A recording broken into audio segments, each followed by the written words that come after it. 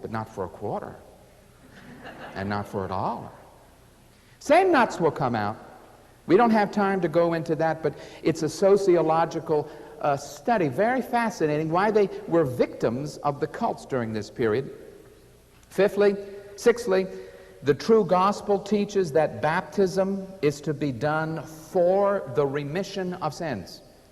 Your sins are not forgiven until you have been baptized according to Campbellite theology and in the Campbellite way. This baptism was referred to in the early writings, and it's in black and white, as baptismal regeneration or baptismal salvation. Seventhly, the baptism given by all other churches is not saving. You have to be baptized the Campbellite way, according to Campbellite theology, or you're not in. So even though as a Southern Baptist you were immersed, that's not good enough. And if you were simply sprinkled as a baby, all hope is gone for you. Eighthly, only Bible names should be used in the name of a church. Thus, there was the initial fight over, is it the Church of Christ? Is it the Christian church? The disciples of Christ? The Christadelphians mean the brothers of Christ. Later, we'll see how the Mormons call themselves the Church of Jesus Christ because of that influence. I had an aunt who was a member of the Christian church. I remember her one time sitting in my grandmother's living room, and I was just a young Christian, and she said, "Now, well, Bobby, you see, you attend the Baptist church, which has man's name, Baptist. You won't find that in the Bible." Of course, I was immediately thinking of John the Baptist, at least the word is there. And she said, "Well, I go to the Christian church. Our name comes right straight out of the Bible."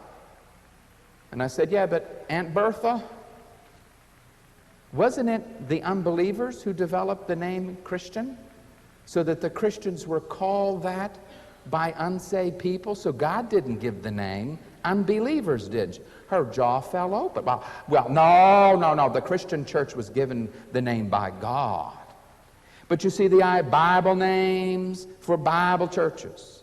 So you can't use the name Baptist, Catholic, Presbyterian, Pentecostal, or whatever it is. Interesting to point out that after they were thrown out by the Presbyterians and thrown out by the Baptists, they called themselves Reformed Baptists. That is, in their early days, they didn't use Bible names for the names of their congregations. Ninthly, nothing should be allowed in the church unless there is, quote, book, chapter, and verse, end quote. This last requirement of the Restoration movement led to 1,001 splits, where one church would have musical instruments and the next one wouldn't. One would allow a pitch pipe and one wouldn't. One believed in Sunday schools and the other one didn't. One had missionary societies and this one didn't.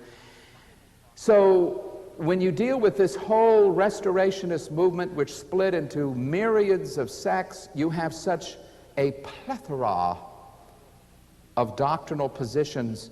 One gets lost in the maze.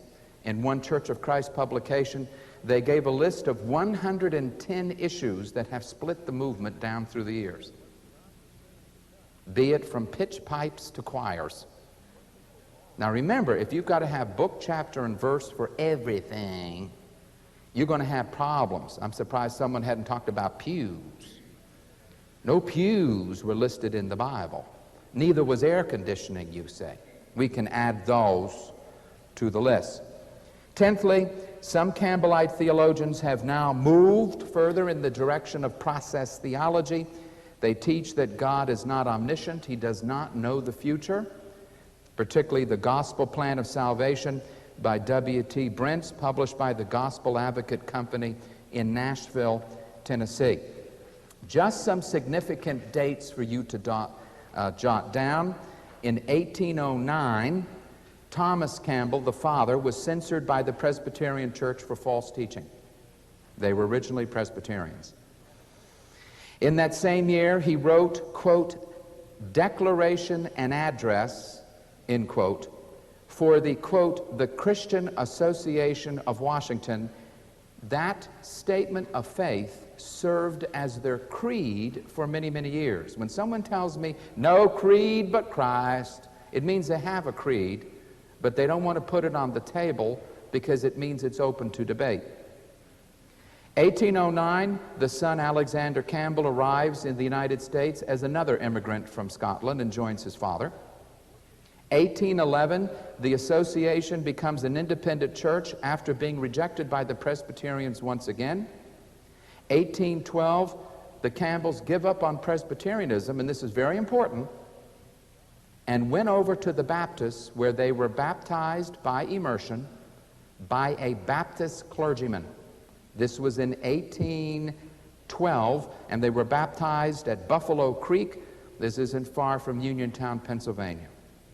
This was 15 years before they accepted the doctrine that you must be baptized in a certain way according to a certain theology for remission of salvation. 1813, the Campbells joined the Redstone Baptist Association. 1820, Alexander Campbell is so committed to the Baptist cause that he publicly defends the Baptist Church in debates against Presbyterians. For example, he did a debate with John Walker, a Presbyterian, and these records are still extant. 1823, in August, the Redstone Baptist Association prepares to censor the Campbells for teaching false doctrine. They resign and set up their own independent Baptist church. In October of that year, Campbell once again represents the Baptists in a debate against the Presbyterians. He calls himself, quote, a Reformed Baptist, end quote. And the whole group referred to themselves as Reformed, meaning reorganized Baptists, end quote. In 1827, Walter Scott discovers the lost gospel, that baptism is essential for salvation, that in order to obtain forgiveness of sins, you must be baptized by immersion, and it must be specifically stated and understood that's why you're being baptized. In 1813, Campbell's group they were now calling themselves the Disciples of Christ. They united with Scott's group, who called themselves simply the Christians. Isn't that humble? We are the Christian church.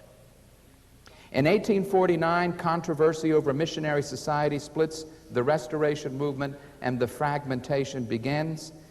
1860s, when they begin to argue over musical instruments, a piano and organ, down to whether or not you could have a harmonica.